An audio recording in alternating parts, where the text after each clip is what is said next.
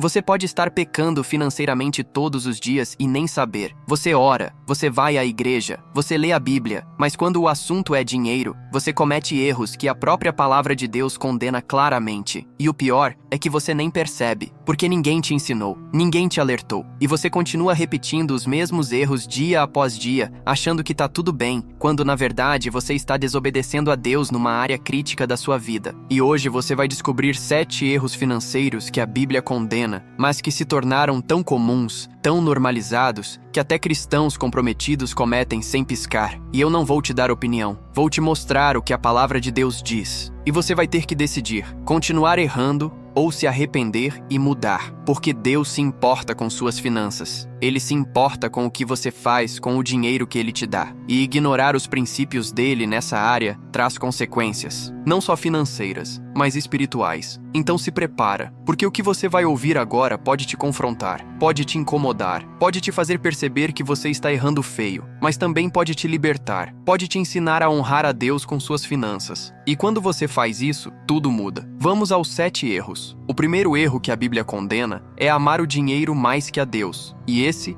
é o erro raiz de todos os outros. 1 Timóteo 6, versículo 10 diz: porque o amor ao dinheiro é a raiz de toda espécie de males. E nessa cobiça, alguns se desviaram da fé e se traspassaram a si mesmos com muitas dores. O amor ao dinheiro, não o dinheiro em si, mas amar o dinheiro, fazer dele seu Deus. E você pode dizer: eu não amo o dinheiro, eu amo a Deus. Mas deixa eu te fazer umas perguntas. Você trabalha tanto que não tem tempo para orar? Você falta culto porque tem que fazer hora extra? Você toma decisões pensando primeiro no lucro e só depois em Deus? Você fica mais feliz quando ganha dinheiro do que quando está na presença de Deus? Se você respondeu sim para qualquer uma dessas perguntas, você ama o dinheiro mais que a Deus e nem percebe, porque o amor ao dinheiro é sutil, ele não grita, ele sussurra, ele te convence de que você só tá sendo responsável, só tá cuidando da família, só tá garantindo o futuro. Mas na verdade, você colocou o dinheiro no trono do seu coração. Jesus foi direto em Mateus 6, versículo 24. Ninguém pode servir a 2 senhores, porque ou há de odiar um e amar o outro, ou se dedicará a um e desprezará o outro. Não podeis servir a Deus e às riquezas. Ou é Deus, ou é o dinheiro. Você não pode servir os dois. E servir o dinheiro não significa só trabalhar. Significa viver em função dele, pensar nele o tempo todo, se preocupar com ele constantemente, tomar decisões baseadas nele. E quando você faz isso, você está em pecado, porque você trocou o Criador pela criatura. Então para e pensa, quem realmente governa a tua vida? Deus ou o dinheiro? Porque se for o dinheiro, você precisa se arrepender, precisa destronar o dinheiro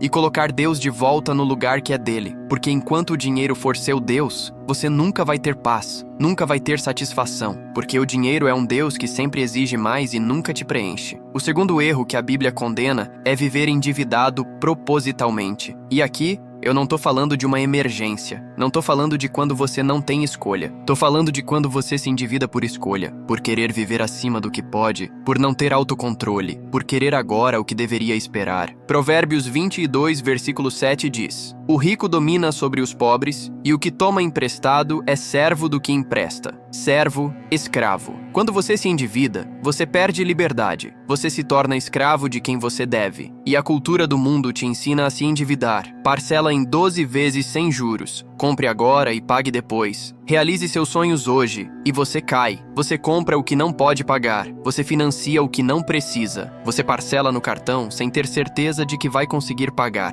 E antes que você perceba, você deve mais do que ganha. E aí começa o desespero. As contas não fecham. Os juros comem seu salário e você vira escravo. Romanos 13, versículo 8 diz: a ninguém devais coisa alguma a não ser o amor. Não devam nada a ninguém. Essa é a orientação bíblica. E sim, eu sei que é difícil. Eu sei que tem situações onde a dívida parece inevitável, mas a Bíblia não está dizendo que dívida é impossível de evitar. Ela está dizendo que você não deve viver assim, que você deve fazer tudo para sair, para se libertar, porque enquanto você está endividado, você não é livre, você não pode ser generoso, você não pode investir no reino, você não pode obedecer quando Deus te pede algo que custa dinheiro, porque você deve. Então se você está endividado, para de contrair mais dívidas. Para de parcelar, para de viver no limite do cartão e faz um plano. Corta gastos, vende o que não é essencial e começa a pagar, da menor para maior. E em alguns meses, alguns anos, você vai estar livre e você vai testemunhar que vale a pena, que viver sem dívidas é viver com paz, com liberdade, com capacidade de obedecer a Deus sem barreiras financeiras. O terceiro erro que a Bíblia condena é não dar o dízimo, e eu sei que esse é o tema mais polêmico. Eu sei que tem gente que diz que dízimo é da lei, que não é para hoje, mas a Bíblia é clara. Malaquias 3, versículos 8 a 10. Roubará o homem a Deus? Todavia vós me roubais e dizeis: em que te roubamos? Nos dízimos e nas ofertas. Com maldição sois amaldiçoados,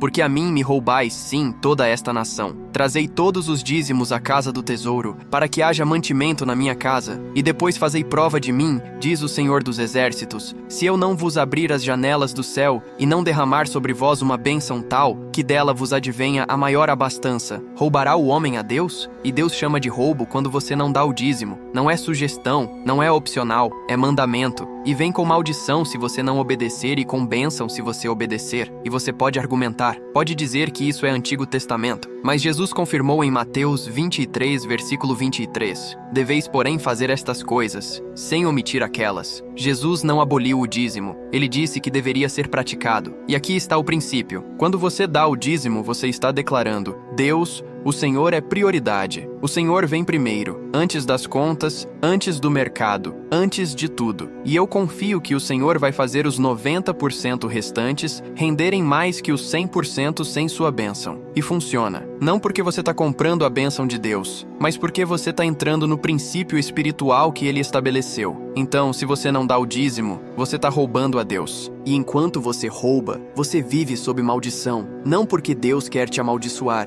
mas porque você escolheu sair da cobertura da bênção. E as consequências vêm. O dinheiro não rende, as contas não fecham, o carro quebra, o eletrodoméstico estraga. E você não entende por quê, mas é porque o devorador está atuando. E Deus só promete repreender o devorador se você dizimar. Então começa hoje. Separa os primeiros 10% de tudo que você ganha, antes de pagar qualquer coisa, e entrega na casa do Senhor. E observa, Deus vai cumprir a promessa. Ele vai abrir as janelas dos céus, e você vai testemunhar. O quarto erro que a Bíblia condena é ser avarento e não generoso. Avareza é quando você tem, mas não compartilha. Quando você acumula, mas não ajuda. Quando você vive só para você. E a Bíblia condena isso duramente. Lucas 12, versículo 15. E disse ao povo: acautelai-vos e guardai-vos de toda e qualquer avareza, porque a vida de um homem não consiste na abundância dos bens que ele possui. Acautelai-vos da avareza, porque a vida não é sobre quanto você tem, é sobre o que você faz com o que tem. E tem gente que ganha bem, tem casa, tem carro, tem conforto, mas é mão fechada, nunca ajuda ninguém, nunca dá oferta, nunca contribui, nunca socorre e acha que tá tudo bem, mas não tá, porque Deus não te abençoou para você acumular, Ele te abençoou para você ser canal de bênção, para você distribuir, para você ajudar. E quando você não faz isso, você tá pecando. 1 João 3, versículo 17 diz: quem, pois, tiver bens do mundo, e vendo o seu irmão necessitado, lhe cerrar o seu coração, como estará nele o amor de Deus? Como? Como você pode dizer que ama a Deus, mas não ama quem Ele ama? Como você pode ser indiferente à necessidade do próximo, quando Deus te deu abundância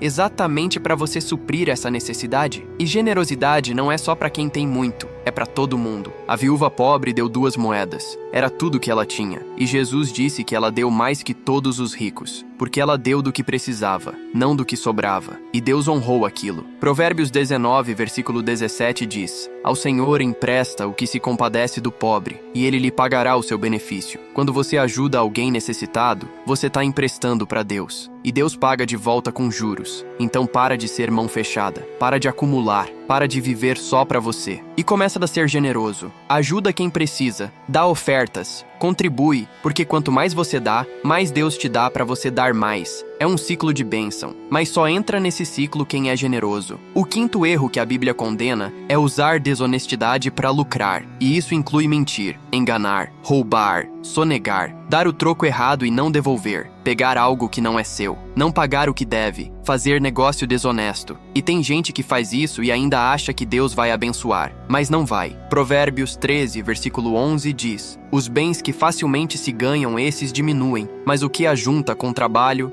terá aumento. O que vem fácil vai fácil. O que vem com desonestidade não fica. E a tentação é grande, porque o mundo faz isso o tempo todo. E parece que quem é desonesto se dá bem, mas não se dá. Pode parecer por um tempo, mas Deus vê e Deus cobra. Provérbios 20, versículo 23 diz: abominação é ao Senhor peso, e balança enganosa não é boa. Abominação, Deus odeia. Quando você usa desonestidade para lucrar, você está fazendo algo que Deus detesta. E você acha que vai prosperar? Não vai, porque Deus não abençoa a desonestidade. Efésios 4, versículo 28 diz: aquele que furtava não furte mais. Antes, trabalhe fazendo com as mãos o que é bom, para que tenha o que repartir com aquele que tiver necessidade. Para de roubar, para de enganar e trabalha honestamente. Porque o que vem com honestidade, Deus multiplica. O que vem com desonestidade, Deus amaldiçoa. Então, se você tem feito negócios desonestos, se você tem mentido, se você tem roubado de alguma forma,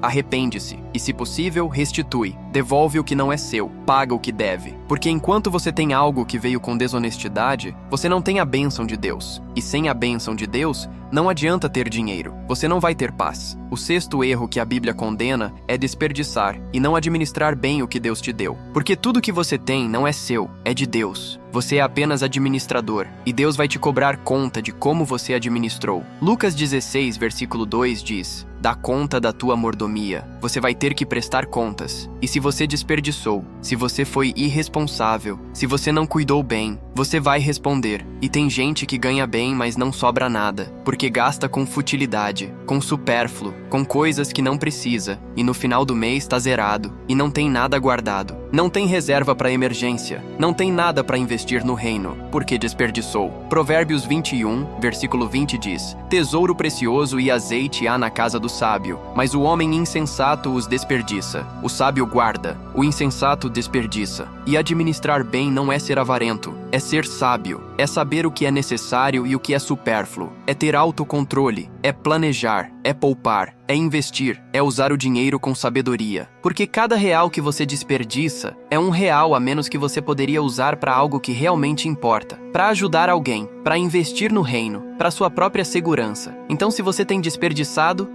faz um orçamento, vê onde o dinheiro está indo, corta o supérfluo e começa a administrar com sabedoria, porque Deus não vai te dar mais se você não cuida bem do que Ele já te deu. Lucas 16, versículo 10 diz: quem é fiel no pouco também é fiel no muito. Quem é infiel no pouco também é infiel no muito. Se você não é fiel com pouco, Deus não vai te dar muito. Então começa sendo fiel agora, com o que você tem, e Deus vai te dar mais. O sétimo e último erro que a Bíblia condena é confiar no dinheiro ao invés de confiar em Deus. E esse é o erro que fecha o ciclo. Porque você pode não amar o dinheiro, pode dizimar, pode ser generoso, pode ser honesto, pode administrar bem, mas se no fim do dia sua segurança está no dinheiro, não em Deus, você está errado. Provérbios 11, versículo 28 diz: aquele que confia nas suas riquezas cairá. Confia nas riquezas. Não tem riquezas, mas confia nelas. Faz delas sua segurança. E você sabe quando você confia no dinheiro? Quando você vive ansioso por causa dele. Quando você não consegue dormir pensando nele. Quando você se desespera se ele falta. Quando você acha que sem dinheiro você não vai conseguir. Quando você coloca sua paz, sua segurança, sua esperança no dinheiro. Aí você está confiando nele, e não em Deus. E isso é pecado. Mateus 6, versículo 25 diz: por isso vos digo, não andeis cuidadosos quanto à vossa vida. Não andeis cuidadosos, não fiquem ansiosos, não se desesperem. Porque o versículo 33 diz: buscai primeiro o reino de Deus e a sua justiça, e todas estas coisas vos serão acrescentadas. Busca Deus primeiro, e Ele cuida do resto, porque Deus é teu provedor. Não o dinheiro, não o emprego, não o salário, Deus. Filipenses 4, versículo 19 diz: o meu Deus, segundo as suas riquezas, suprirá todas as vossas necessidades em glória, por Cristo Jesus. Deus vai suprir, não o dinheiro, Deus. Então para de confiar no dinheiro e começa a confiar em Deus, porque o dinheiro pode acabar, o emprego pode terminar,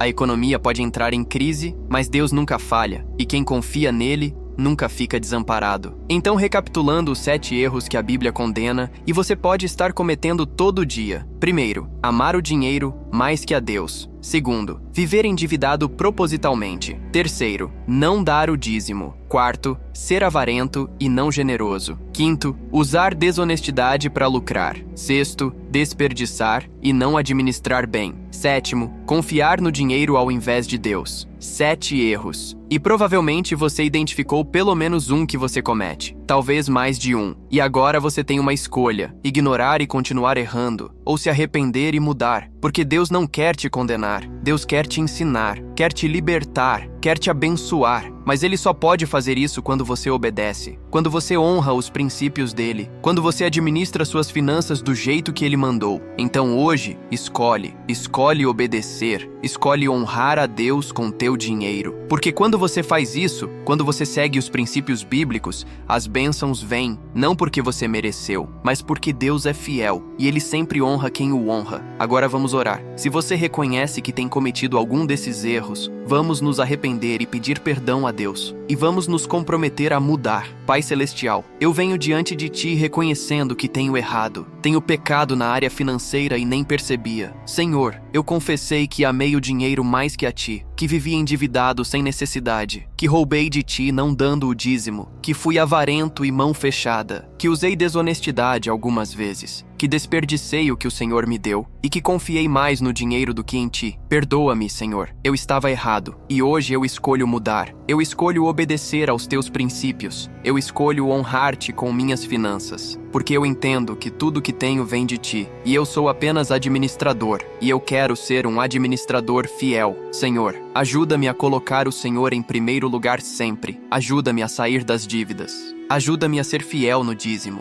Ajuda-me a ser generoso. Ajuda-me a ser honesto em tudo. Ajuda-me a administrar bem o que o Senhor me confia. E ajuda-me a confiar em Ti, não no dinheiro. E, Senhor, eu declaro sobre minha vida que a partir de hoje, minhas finanças serão governadas por Ti, não mais por mim, não mais pelo mundo, mas por Ti. E eu confio que quando eu obedecer, o Senhor vai me abençoar, não porque eu mereço, mas porque o Senhor é fiel. E o Senhor sempre honra quem Te honra. Obrigado, Pai, porque o Senhor não me condena, mas me ensina. Obrigado porque há perdão, e há restauração, e há bênção quando eu ando nos Teus caminhos. Em nome de Jesus, amém.